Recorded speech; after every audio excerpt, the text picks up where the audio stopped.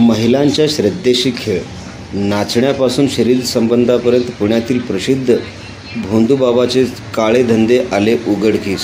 पुण्यातील बावधन परिसरात प्रसाद तामदार बाबा या नावाने प्रसिद्ध असलेल्या एका भोंदूबाबा विरोधात गंभीर लैंगिक शोषण आणि सायबर फसवणुकीचे प्रकरण उघडकीस आले आहे। काय आहे ही बातमी संपूर्णपणे जाणून घेण्यासाठी तुम्ही जर NGTV मराठी न्यूज चॅनलवरती पहिल्यांदाच आला असाल तर नक्की सबस्क्राईब करा।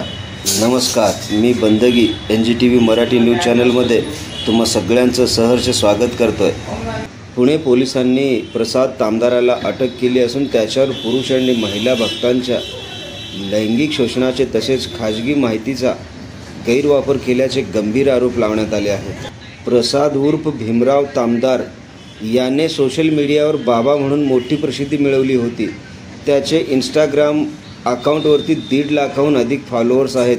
त्यामागे भक्तांची फसवणूक आणि मानसिक तसेच लैंगिक शोषणाचा विखारी डाव लपलेला असल्याचे पोलिसांच्या तपासात निष्पन्न झाले आहे। पोलीस तपासात उघड झाले की तामदार हा भक्तांच्या मोबाईलमध्ये छुप्या पद्धतीने ईअरड्रॉइड किड सारखी ॲप डाउनलोड करून त्याच्यावर नजर ठेवत होता। याच्या मदतीने तो भक्तांचे लोकेशन, कॅमेरा, फोटो आणि वैयक्तिक माहिती मिळवत होता। याचा वापर करून तो भक्तांचा विश्वास संपादन करायचा। त्याने विविध भक्तांना मानसिकरित्या प्रभावित करून त्यांच्याकडून अनुचित वर्तन करून घेतल्याचा आरोप आहे। तक्रारीनुसार अनेक तरुणांना धार्मिक विधीच्या नावाखाली शारीरिक शोषण सहन करावे लागले आहे।